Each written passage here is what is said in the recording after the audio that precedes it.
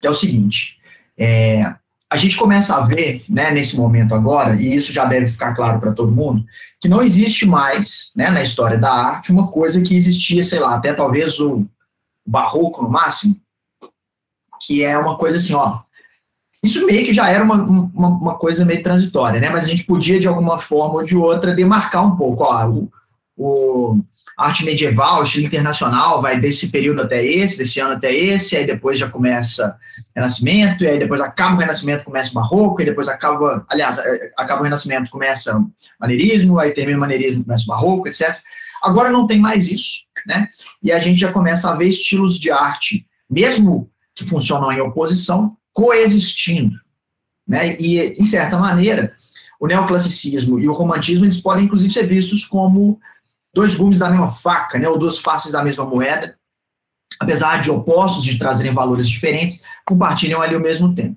Então a gente sai, né, dos ideais iluministas, que se manifestam no neoclassicismo, essa busca pelo racionalismo, né, pelas virtudes, essa questão do heroísmo da pessoa, né, da altivez e dos valores, né, e da busca incessante pela natureza, e no lado da forma, né, um tratamento muito limpo das pinceladas ali, que são quase que imperceptíveis, né? Os quadros parecem fotografias no sentido do seu acabamento ali, né? Ser muito limpo, mesmo muito cuidadoso, você não identifica individualmente as pinceladas. E aí a gente vem para o romantismo, e a gente tem, como os meninos explicaram muito bem, essa valorização do eu, né?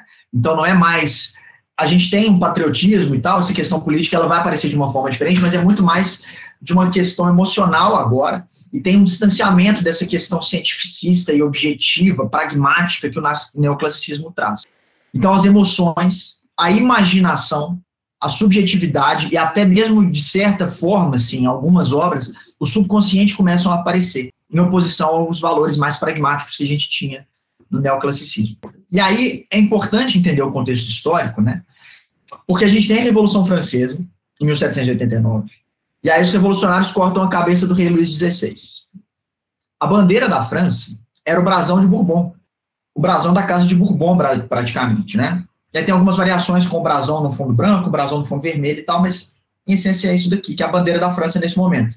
E aí o pintor, o Jacques-Louis David, que é o pintor lá do Napoleão em cima do cavalo, que é o pintor da morte do Marat, né, e tal, ele desenha essa bandeira da Revolução, que é a bandeira, né, tricolor, da igualdade, liberdade e fraternidade. E ela não é a bandeira oficial da França por enquanto. Mas aí beleza, temos a Revolução Francesa, decapitamos Luís XVI, só que dá tudo errado, e de alguma forma ou de outra a França acaba nas mãos de Napoleão, que começa, né, ele ascende no exército e tal, mas ele vai crescendo, crescendo, crescendo, vira, entre aspas, mas muita aspa nisso, uma espécie de presidente, e aí dá um golpe em si mesmo e vira imperador. Então a França volta para um regime despótico, né, depois de ter feito a Revolução Francesa, de ter cortado a cabeça de todo mundo e não sei o quê.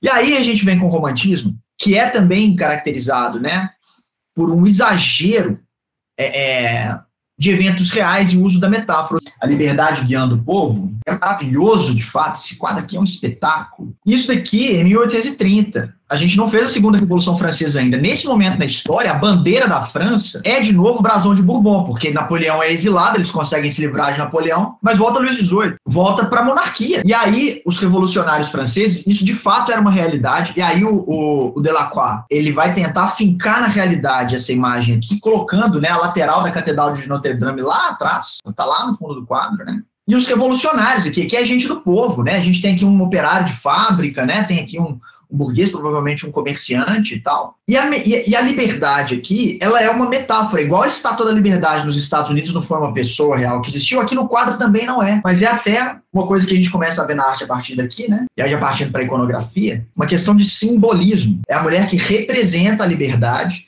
e ela representa a liberdade porque ela está à frente das tropas, ela traz um fuzil aqui, uma arma que é a maior de todas, ela é a mais poderosa, isso representa também o poder da liberdade, né? E ela empunha de maneira vigorosa a bandeira do ideal revolucionário francês de igualdade, fraternidade e liberdade, que é a bandeira tricolor que foi pintada, foi desenhada, né, pelo Jacques-Louis David, e que depois que eles conseguem fazer, entre aspas, a Segunda Revolução Francesa, eles passam então a usar o que é usado até hoje, a bandeira tricolor. Agora, uma coisa que é preciso ser corrigida, né, que é um pouco anacrônica. A gente pode ver que a liberdade, ela está na figura de uma mulher, né? E ela é poderosa, e está num platô, e está à frente e acima dos demais, mas é, em certa medida, um anacronismo ler isso como uma representação do poder da mulher, como se fosse quase que uma manifestação feminista. Isso é anacrônico porque, na verdade, é igualdade, liberdade, fraternidade para os homens brancos, né? A gente não pode falar ainda numa cidade de ideais equalitários, muito menos, né, nesse momento, e sobretudo em relação à mulher, infelizmente. Nesse momento, a mulher ainda é uma cidadã de segunda classe, né, no contexto europeu, sobretudo francês. Balsa da Medusa, de novo, que foi um evento real também, a Balsa da Medusa, né? Foi um navio que naufragou, a La Titanic mesmo, tinha centenas de tripulantes, e aí o navio despencou, né, naufragou, e a galera que sobreviveu conseguiu ali com destroços construir uma balsa. Se eu fosse dar uma aula sobre romantismo e só pudesse escolher um quadro para poder representar o romantismo, era esse quadro aqui que eu ia escolher, porque ele traz tudo, assim, ele traz uma coisa que é uma característica desse período que é muito evidente, né, que é esse drama, mas também esse drama, né, essa questão da emoção trazida de forma épica, justamente por causa do exagero, né, que existe nessa tradição. E uma questão muito interessante que é a oposição entre homem e natureza, que o grupo esqueceu de mencionar, ou talvez não teve a oportunidade de mencionar. E a gente vê isso em muitos outros quadros, né? Não é uma coisa que vai acontecer em todos, mas é muito frequente no romantismo. E aqui a gente tem o mar quase não apenas em oposição, mas realmente em contradição, né? O mar contra os homens aqui, né? Que estão reféns. E aqui tem também uma manifestação política, que nesse momento não é anacrônica, ela pertence a esse momento, essa leitura, porque nesse período da história, a gente já tem potências europeias colonizando outras regiões, Américas inclusive, e a gente tem a presença já da escravidão como uma realidade. E aqui vocês podem ver, temos várias pessoas aqui, né, boiando aqui na jangada, cada um expressando uma emoção diferente. A gente tem aqui a galera desesperada de um lado, né, a galera desfalecendo do outro, esse outro barbudo aqui, quase que meio que, foda-se, já era mesmo, né, mão no queixo, meio que indiferente. O jovem aqui aleatório sem calça. E quem é que está no topo da pirâmide? Aqui a gente tem uma composição triangular de novo, né? Quem está no topo da pirâmide? E acenando para um barco, não dá para ver quase direito, né? E esse quadro é gigante, mas tem um pontinho aqui, ó, que é um navio, avistando aqui os sobreviventes na jangada, lá do outro lado, e quem é que está acenando para eles e quem é que está no topo da pirâmide? Justamente, vejam só, um escravo, acenando aqui, né, a flâmula para ser visto pelo barco do outro lado. Então é o escravo que salva os sobreviventes no final. É um manifesto também político aqui nesse sentido, idealizado, né, nesse sentido, porque exagera um contexto, né, e uma situação que foi real. A Medusa foi uma fragata que existiu de verdade, que naufragou de verdade, teve sobreviventes que foram poucos, mas ninguém tem como saber que esse evento ocorreu dessa forma que ocorreu aqui, esse resgate dos últimos sobreviventes, né? Mas o pintor retrata aqui dessa forma. Então a gente tem essa valorização do eu lírico, sentimentalismo, né, essa questão da divisão em fases aí, vamos dizer assim, do romantismo, né, passando pela idealização da mulher, né, o amor platônico, depois a gente consegue conquistar a mocinha, consegue conquistar a mulher, mas isso não traz a felicidade, então a tragédia e essa coisa da morte, né? E por fim, aí a transição com o período que se tornaria o realismo, que é muito interessante. Mas do ponto de vista da forma, uma característica visual aqui que é muito marcante, né? A gente tinha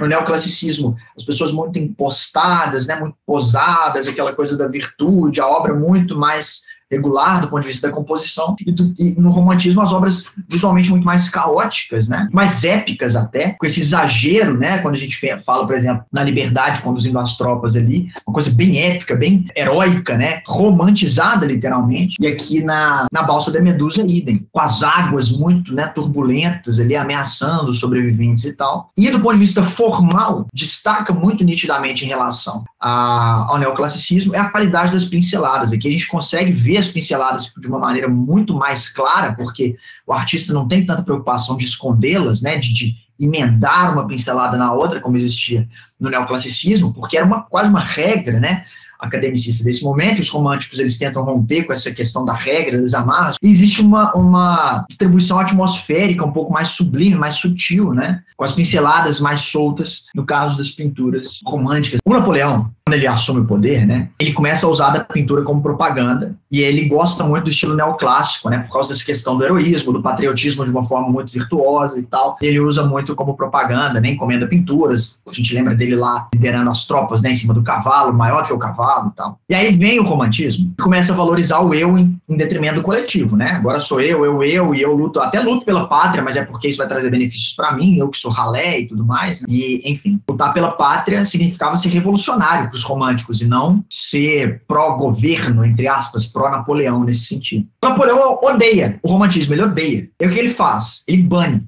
Ele manda banir o romantismo, não pode ter nada romântico mais e tal. E o que acontece quando a gente bane as coisas? A popularidade delas vai lá em cima, né? As pessoas querem ver muito mais daquilo e aguça muito mais a curiosidade das pessoas em relação a esses temas. Então, o Napoleão, ele meio que, se não pode vencê-los junto a eles, né? Começa também a usar, obviamente, das pinturas românticas para poder fazer propaganda também. E aí tem uma que é muito interessante. O seguinte, Napoleão, ele gostava de expandir o império dele conquistando outra galera, né? Então ele vai expandindo o império dele, conquistando outros povos e tal, e em determinado momento tem uma época que as tropas dele vão para a Síria. E aí o que acontece? Eles são acometidos pela praga. E os soldados começam a morrer e tal. E Napoleão fala com os outros soldados, os líderes deles e tal, fala assim, galera, é o seguinte, vão largar esses soldados que estão agonizando lá para lá, foda-se deles, deixa essa galera se fuder para lá, porque afinal de contas a gente não quer a praga para nós, né? E esse quadro aqui, ele pode ser considerado um quadro de transição também entre o neoclássico e o romantismo, mais pro romantismo, na minha opinião. E aí, esse lance, assim, do Napoleão ignorar as tropas dele, a galera que tava lá, né, lutando pelo império dele, pelos ideais napoleônicos e tal, ele larga a galera à própria sorte só porque tá doente, então isso não pega bem.